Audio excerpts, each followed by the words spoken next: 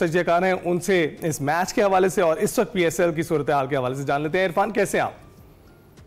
जी, अल्लाह का शुक्र जी, thank you so much, thank you for having me. Irfan, लोग मिस आउट कर रहे हैं ना, क्योंकि अब मैचेस बड़े शानदार हो गए हैं। लाहौर कलंदर्स ने जिस तरह इस्लामाबाद यूनाइटेड को हराया और उसने जो पहली पोजीशन है पॉइंट्स टेबल से लाहौर कलंदर्स ने छीनी, और इस वक्त जो कल मैच हुआ है उसमें कराची किंग्स की शानदार परफॉर्मेंस थी। आखिरी बॉल्स तक जो है एक्सपेक्टेशन जो रही हमारी कराची किंग्स से, वो उस पर पूरा उतरे हैं, तो आप क्या कहेंगे?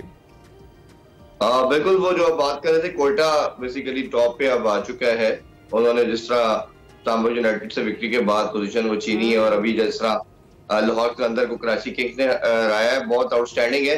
अगर प्रीवियस मैच की भी आप बात करना चाहते हैं तो ओब्वियसली जब हमने पहले कई दफा बात की थी कि इस्लामाबाद यूनाइटेड टॉप पे है, अनबीटन है, बट वो उसी ओवर कॉन्फिडेंट के अंदर मारे गए। क्रिकेट के बेसिक रूल जो है, फंडामेंटल जो है, वो चेंज कभी नहीं होते। वो फंडामेंटल क्या है कि आपको मोमेंटम के लिए, आपको एक फ्लो के लिए आपको अपना टीम कॉम्बिनेशन बनाना पड़ता है। बट वो जब इस्लामाबाद क्या कर रहा था कि हर मैच में 5-6 चेंजिंग करके आप आ रहे थे, तो उसी का नुकसान हुआ कि जिस तरह वो पहले 5 मैच जीते, अब 3 consecutive back to back matches वो हार चुके हैं।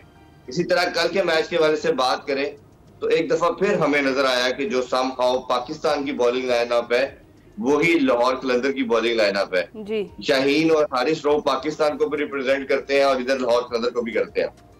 और लास्ट 3 ओवरों में ऑलमोस्ट 48 रन चाहिए था, और हमने देखा कि 22 रन शहीन अफरीदी को हुए, 21 रन हमने देखा हारिस रऊफ को हुए, और मैच जो उनकी कंट्रोल में था उधर से उन्होंने अपने हाथ से गवा दिया।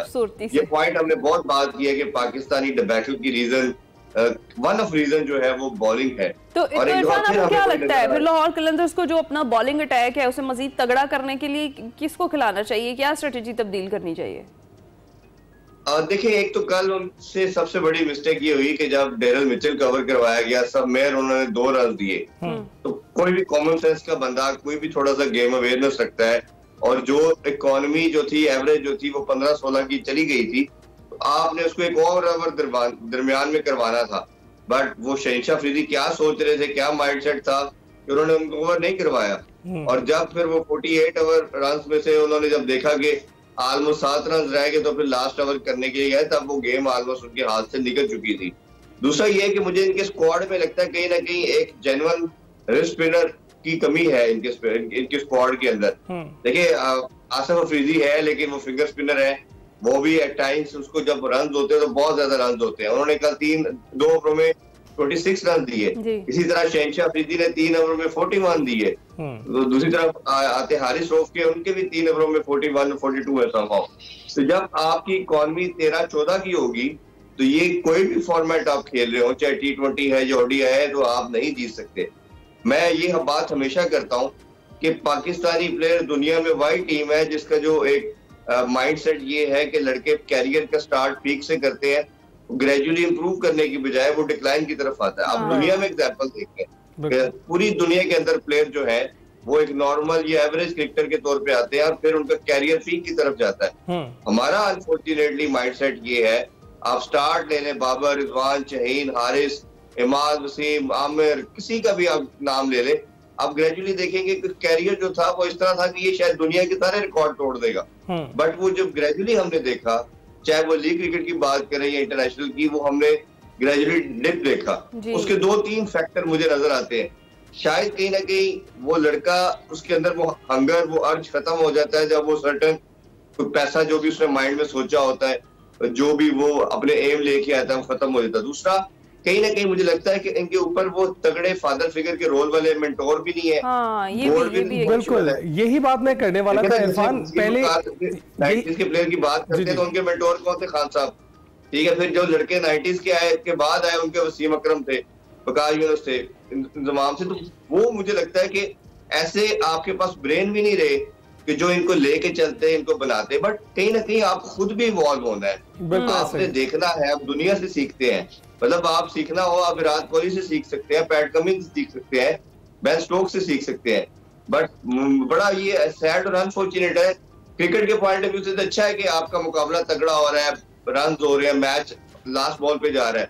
बट दूसरे पॉइंट ऑफ व्यू से बड़ा दुख की बात ये है कि पाकिस्तान को जो रिप्रेजेंट कर रहा है, जो पाकिस्तान का प्राइम बॉलर है, उसको ऐसे मार पड़ रही है जैसे गली के किसी क्लब के लेवल के बच्चे को मार पड़ रही है। बिल्कुल। ये हमें इरफान, यही बात मैं करने वाला था कि हम लोग अक्सर निशाना बनाते हैं बाबर आजम को, मोहम्मद रिजवान को। यहाँ तो आवे का आवा ही बिगड़ा हुआ है। शाहीन शाह अफरीदी भी साबिक कप्तान रह चुके हैं, तो उनकी कप्तानी पे तो सवालात हैं ही, लेकिन अब तो उनके खेलने पर भी सवालात जो है पैदा होना शुरू हो गए हैं कि उन बॉलिंग में वो क्या कर रहे हैं।